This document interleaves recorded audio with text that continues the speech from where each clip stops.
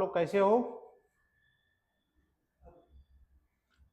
Hello बच्चों, आप लोग कैसे हो? बढ़िया हो? तो बच्चों आज हम लेके आए हैं क्या? यूपीएसआई प्रैक्टिस सेट नंबर 4 होगा मेरे दोस्त। एक गलत प्रिंट हो गया है। क्या होगा मेरे भाई? 4। ये चौथा है। UPSI math practice set number 4 होगा। ठीक है बच्चों, देखो यूपीएसआई का जो एग्जाम है वो 14 और 15 मार्च को लगा हुआ है। तो इस जो आपके पास मुश्किल से कम समय जो बचा है, इसमें कितना से कितना प्रैक्टिस सेट लगा लो। इसलिए जो मैं ये सेट लाया हूँ दोस्त, बहुत इंपॉर्टेंट मैथ है आपके लिए। जानो, आपको इसमें बहुत बहुत प्रश्न फंसेंगे आप। इसलिए आप लोग हमारे यूट्यूब चैनल के साथ जुड़ करके आप हमारे साथ प्रैक्टिस करिए, क्वेश्चन को सॉल्व करिए। जो नहीं समझ में आता है आप हमारे यूट्यूब चैनल के माध्यम से सवाल को पूछिए। ठीक है बच्चों, तो शुरू करते हैं। पहला क्वेश्चन देखिए क्या है।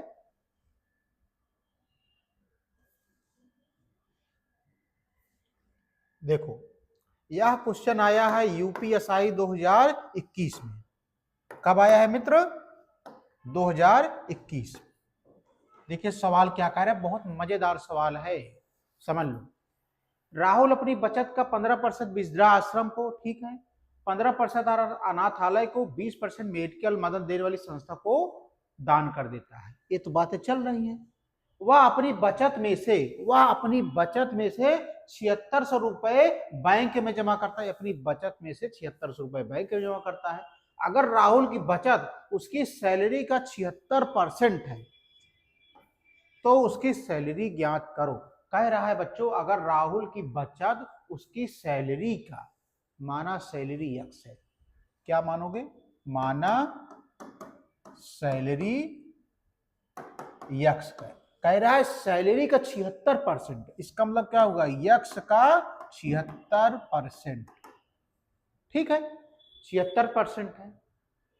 अब लेकिन कह रहा है, ये तो यहां तक हो गया, लेकिन राहुल अपनी बचत का 15% और बचत में से जो ये हर एक जगह लगाया हुआ है, तो 15 15 30, 30 20 50, 100 में 50 घटाओगे कितना आ जाएगा दोस्त? 100 में 50 घटाओगे तो 50%, यानी इस पे भी ये 50% खर्च। या टोटल मिला करके वह अपनी बचत बचते, यानी इस बचत में से ही कितना जमा करता है? 76,000 रुपए बराबर 76। अब आपका क्वेश्चन कंप्लीट।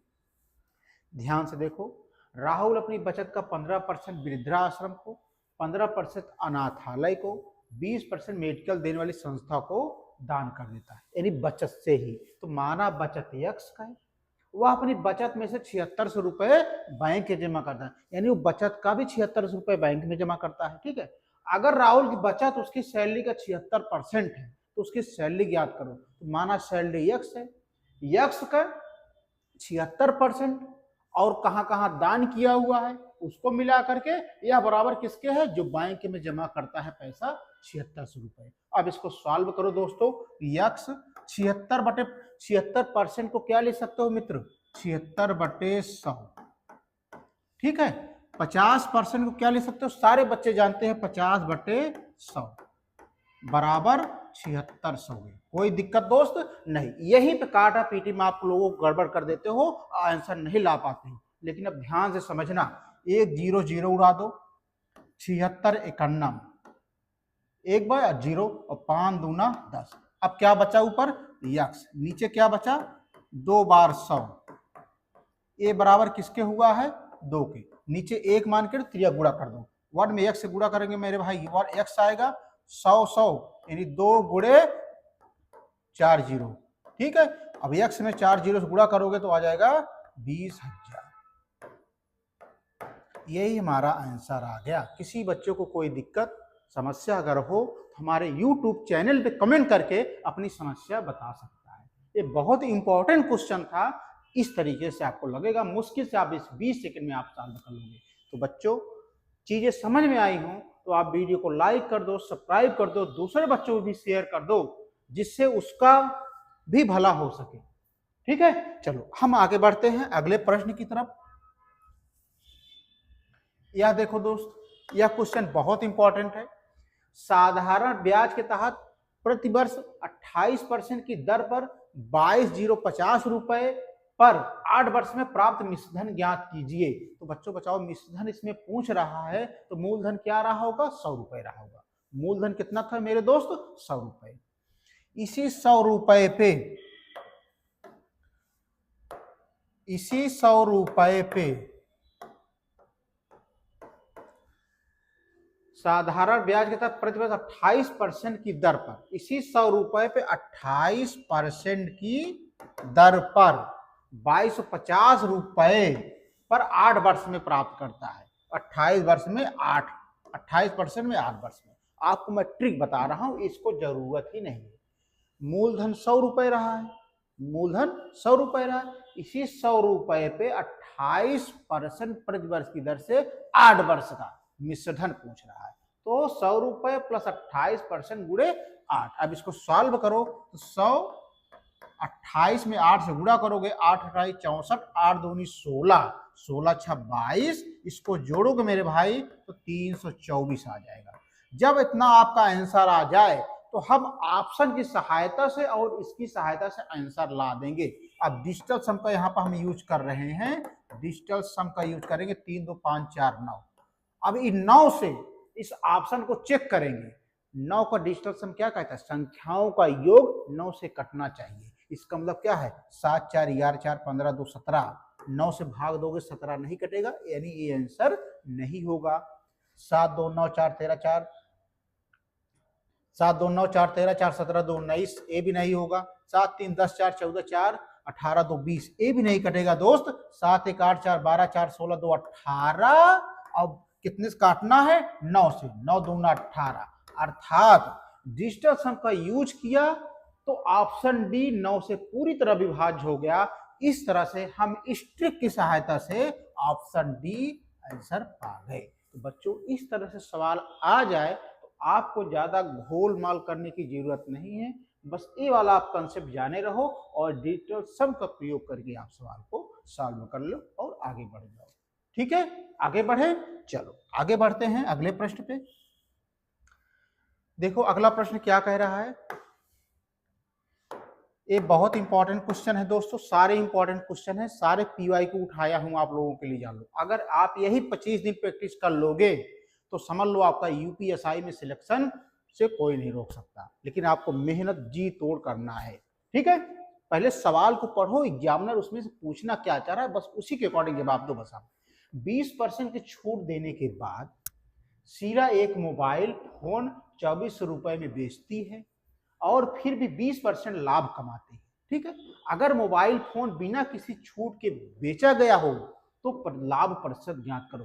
बच्चों इस तरह के सवाल में मैं 2 या 3 हिंट दूंगा। जब कहीं भी 20% की छूट देने के बाद हो यूज, फिर उसके बाद लाभ कमाना के बाद आई हो लैंग्वेज में, इसके बाद बिना फोन किसी छूट के बेचा, यानी ये सब चीजें आई हो तो आपको मैं एक फार्मूला बताया हूं क्या, 100 plus minus profit and loss बटे 100 माइनस D1 बराबर 100 प्लस माइनस P2 L2 बटे 100 माइनस D2। मेरे कहने का मतलब दोस्तों ये है फार्मूला। कहां पे फार्मूला यूज होगा, 20% की छूट देने के बाद, यानी पहला डिस्काउंट 20% है। ठीक है, एक मोबाइल फोन 24 रुपए में बेचती है, कोई मतलब नहीं है, और फिर भी 20% का लाभ कमाती है, यानी लाभ यानी प्रॉफिट एक P1 मिल गया। अगर मोबाइल फोन बिना किसी छूट के, यानी बिना किसी छूट का मतलब D2 मिल गया है, तो लाभ प्रतिशत ज्ञात करो। लाभ प्रतिशत यानी प्रॉफिट ज्ञात करना है तो P2 ज्ञात करना है। तो मेरे दोस्त रखो 100 प्लस प्रॉफिट कितना हो रहा है दोस्तों, भाई यहाँ पे पहले P है ना, P है तो प्रॉफिट कितना हो रहा है 20% बटे 100 D1 मतलब डिस्काउंट मतलब 20% की छूट है, पहले 20% की छूट है तो यहाँ पे क्या रख दिए 20% बराबर 100।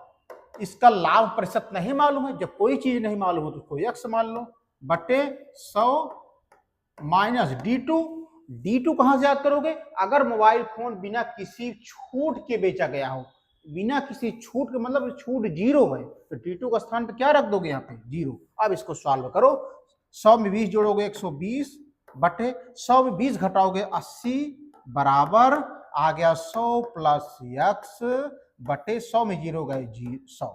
ठीक है, अब इसको सॉल्व करो, 0 0 कट गया, 4 दूना 8 4 3 12। अब तिर्यक मल्टीप्लाई कर दो, 3 को 100 में गुणा करोगे 300, 2 को इसमें गुणा करोगे 200 प्लस 2x।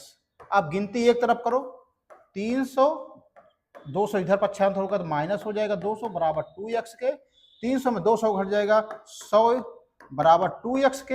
हमें x का मान चाहिए तो 100, ये 2 कहाँ चलाएगा? नीचे काट दो 50। तो x का मान कितना आ गया? 50%। किसी बच्चों को कोई समस्या कोई दिक्कत हो बताना। चीजें समझ में आ गई कि नहीं?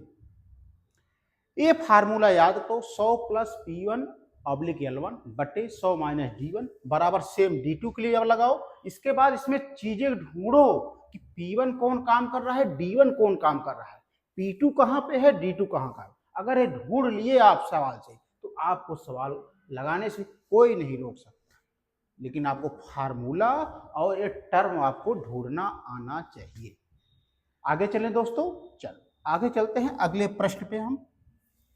देखो यह क्वेश्चन मजेदार क्वेश्चन है, इस तरह से क्वेश्चन आते हैं लेकिन आप लोग सॉल्व नहीं कर लेते हो, लेकिन आप सॉल्व कर लोगे क्योंकि यह यूपीएसआई 2017 में आया हुआ है। देखो सवाल क्या कह रहा है, 0.9, 0.48 और 0.525 का महत्तम समापवर्तक ज्ञात करो। तो बच्चों इस तरह से अगर सवाल आ जाए दशमलव में तो क्या करना चाहिए? पहले देखना चाहिए दशमलव के दाहिनी तरफ समान अंक पे सारे सब इक्वल हैं कि नहीं। अगर इक्वल ना हो तो आपको बराबर करना है। जैसे यहाँ पे 0.9 दशमलव के बाद 1 अंक है, यहाँ पे 2 अंक है, लास्ट में कितना मैक्सिमम है? 3 अंक है। यानी हमें बराबर करने के लिए सबको बराबर करना पड़ेगा। इसका मतलब क्या लिख सकते हैं? 0.920, 2 जीरो बढ़ा दिए तो लास्ट में 0.3 अंक हो गया ना, इसके बराबर हो गया कि नहीं 3 अंक। इसको भी कर दो 0.48, कितना जीरो बढ़ाएंगे? 1 जीरो, और हमारा हाई है 0.525। अब कह रहा है इन तीनों का मासा, यह CF क्या होगा मेरे भाई? यह CF होगा, यह CF का मतलब होता है कि तीनों में जो कॉमन हो। मैं बताया हूं कि अगर आपको जानकारी ना हो CF के बारे में तो अपने YouTube चैनल पे मैं प्लेलिस्ट में CF LCM 1000 बार पढ़ाया हूं, आप वहां से जा करके अपना बेसिक क्लियर कर लेना। ठीक है, अब 900, 480, 525 दशमलव लगे हैं का CF क्या होगा? तो मेरे दोस्तों यहाँ पे होगा 015। अगर इसका आप CF निकालोगे तो क्या आ जाएगा? 0.015। अब इसको सरल करो तो 15 दशमलव बाद कितना अंक है? 1 2 3। ठीक है, इसको काट दो, 5 दूना 10, 5 तिहाई 15, 5 दूना 10, कितना आ गया आंसर? 3/200। अर्थात जो तीनों अंक का CF निकला कितना आ गया? 3/200। Answer C is right answer. Ravinder कह रहे हैं कि सर मुझे इसका LCM कैसे आया? तो आप निकाल लेना, 900 को निकालना, 480 को निकालना, 525 को निकालना, तो आएगा 15। लेकिन दशमलव बाद कितने अंक लगे हैं? दशमलव भी तो निकालना पड़ेगा, तो 3 अंक 3 अंक 3 अंक, दशमलव के बाद 3 अंक लगा देना, बस यही आंसर आ जाएगा। ठीक है, आगे चलें। चलो क्वेश्चन नंबर हम 5 पे आते हैं दोस्तों। 5वां क्वेश्चन क्या कह रहा है? देखो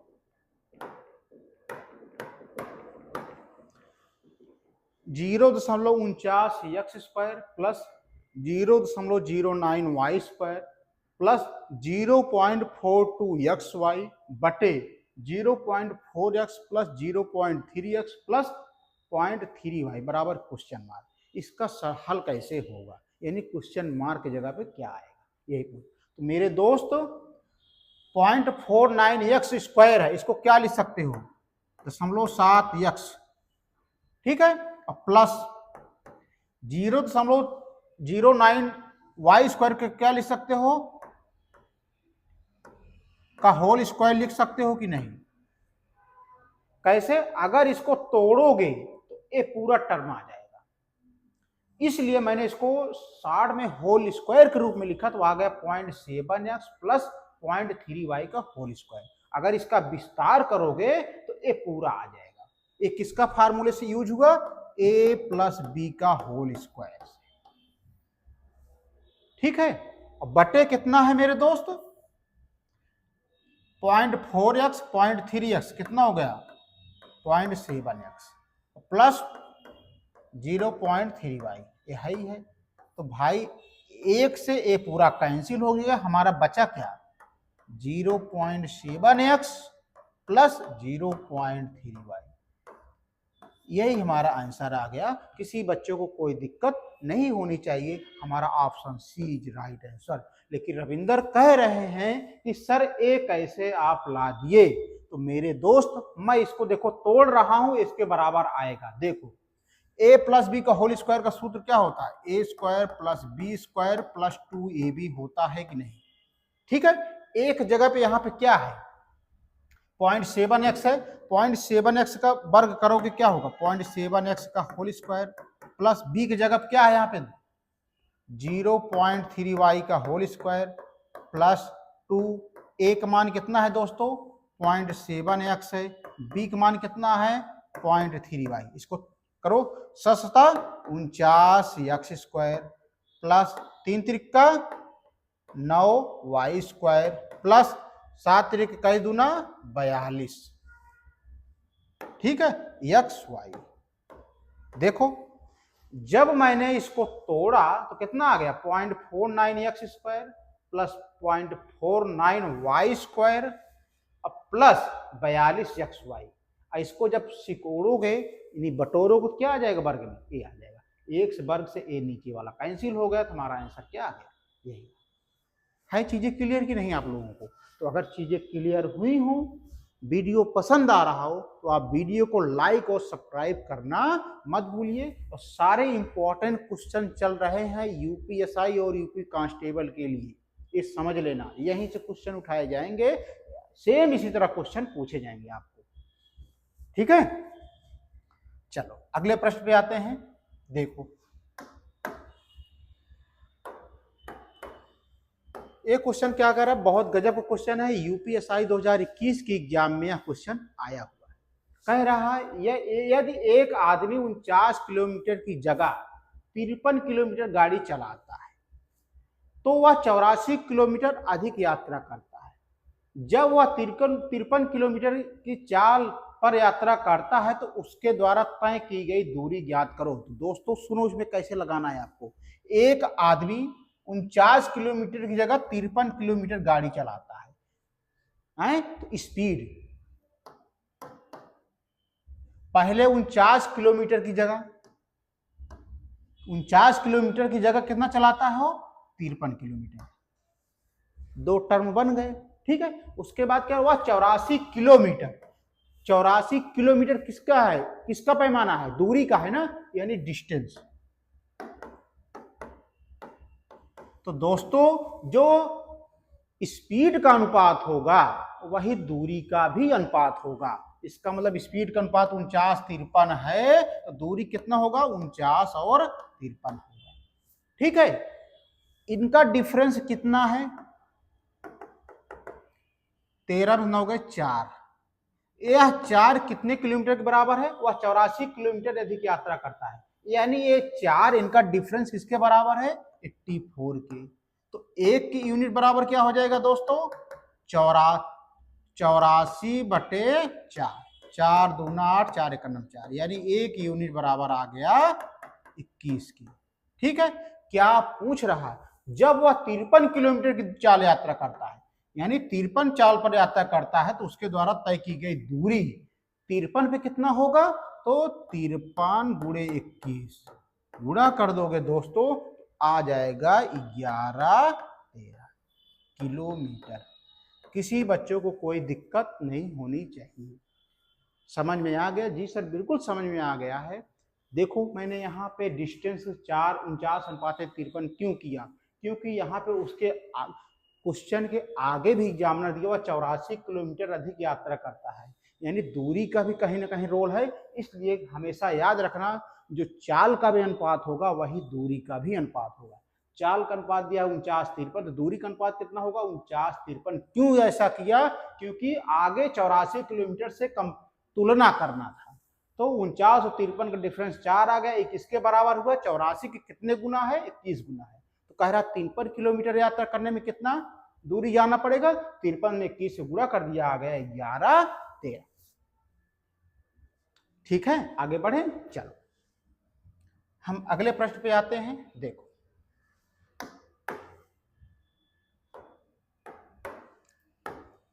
कह रहा है एक ऑनलाइन परीक्षा में 100 मार्क्स के 22 सवाल हैं। 100 मार्क्स के 22 सवाल हैं। परीक्षा में 4-4 अंकों वाले हाँ नहीं, यानी हाँ नहीं में कितने हैं दोस्तों? हाँ नहीं में कितने अंक हैं? 4।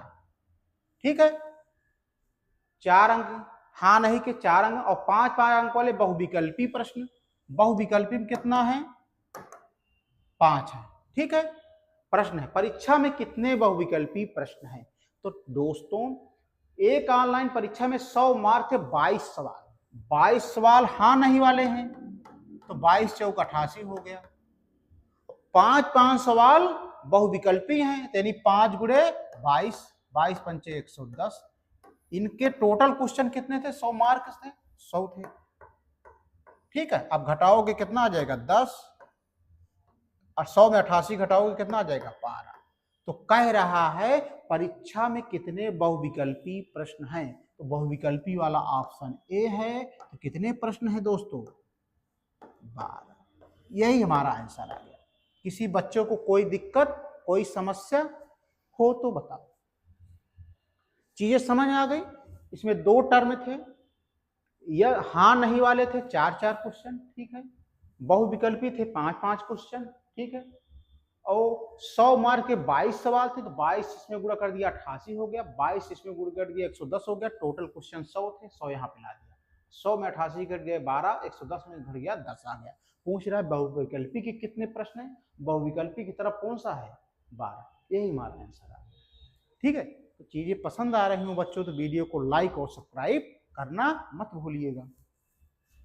चले आगे। चल अब ये देखो क्वेश्चन,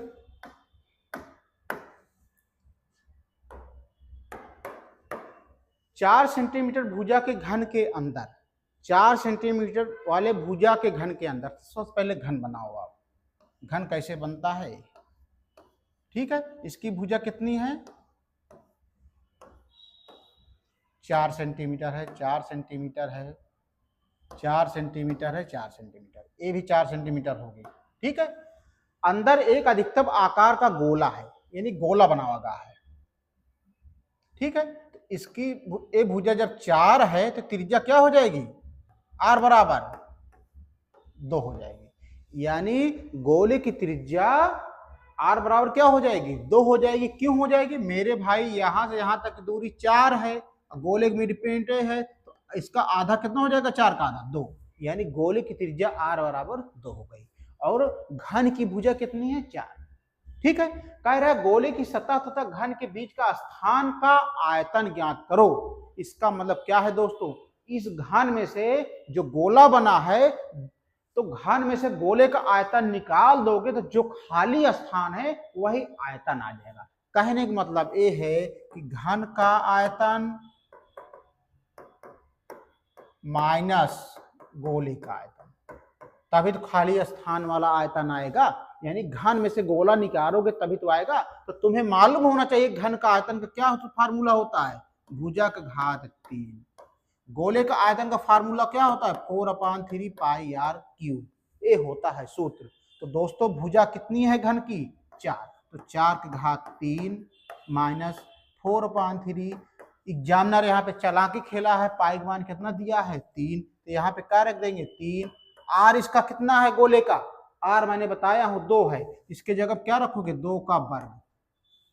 सॉल्व करो, 3 से 3 कट गया, 4 को 3 बार गुणा करोगे, 4 चौक 16 चौका 64, ऋण 2 दूना 4 चौक भाई 2 दूना 3 है, 2 दूना 4 दूना 8 चौक 32, 64 में 32 घट जाएगा तो आंसर आ जाएगा 30। यही हमारा आंसर आ गया। किसी बच्चे को कोई दिक्कत नहीं होनी चाहिए।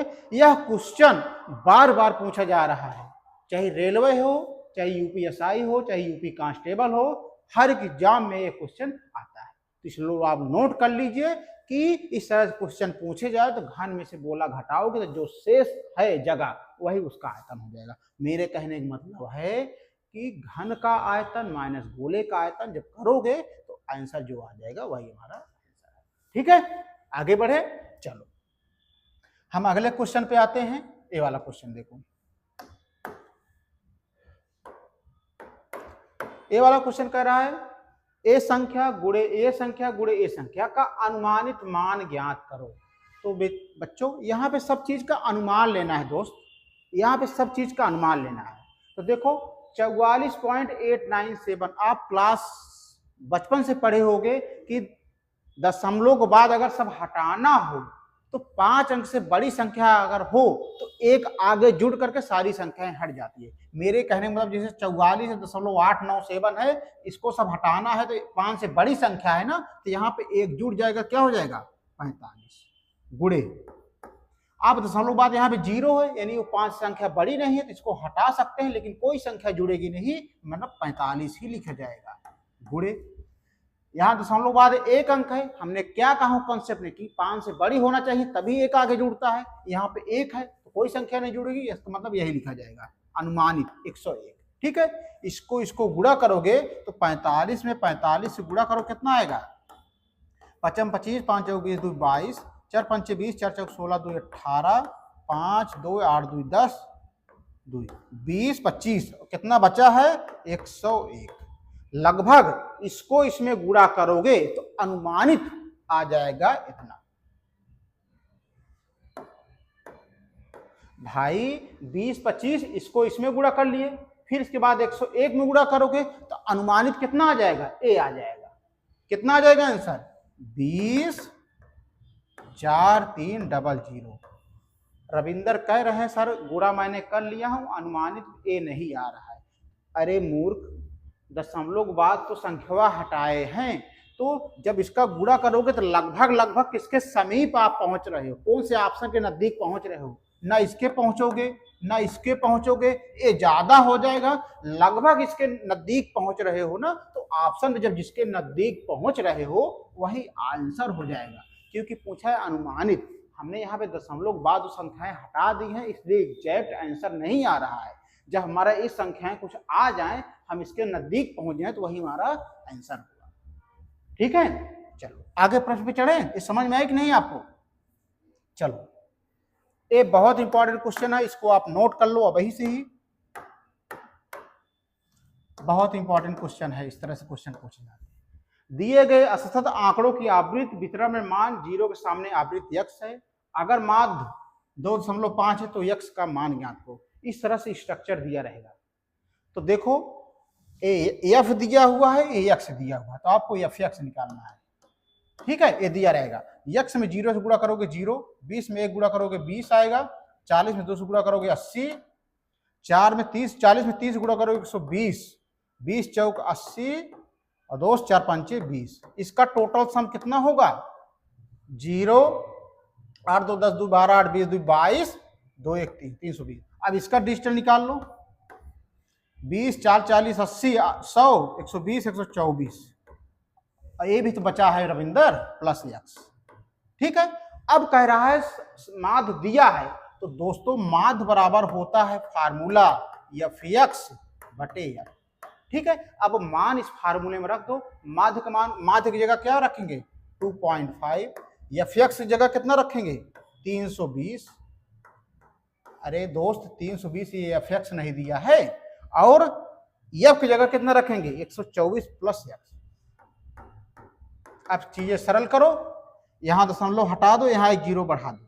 ठीक है, 5 से काटो 5 25, 5 6 30, 5 चौक 20 0, फिर 5 से काटो, 5 1 5, 1 बचा, 5 2 10, 5 8 40, कितना आया 124 प्लस एक्स। इसमें गुणा करोगे तो 124 प्लस एक्स बराबर, यहाँ तो 1 बचा है, 1 में इसमें गुणा करोगे 128, एक्स का मान निकालो 128, 124 उधर पक्षांतर होगा तो माइनस हो जाएगा 1, एक्स मान कितना आ गया दोस्तों 4।